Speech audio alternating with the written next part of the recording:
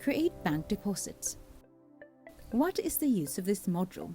The bank deposit module is where you will record the deposits you made to your bank from the cash received from collection. How to create a bank deposit? Go to Banking, then Deposits. In the deposit window, click Create. Select your cash on hand account or any account where you temporarily put in your undeposited collections. Then select the bank to where you want it deposited. Next, input the date of deposit and the deposit number reference.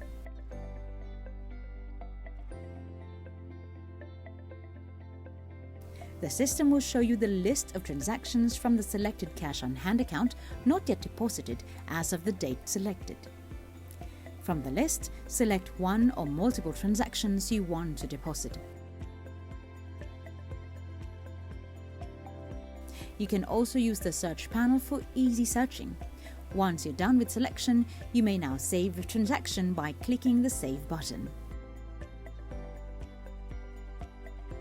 You have just created your bank deposit.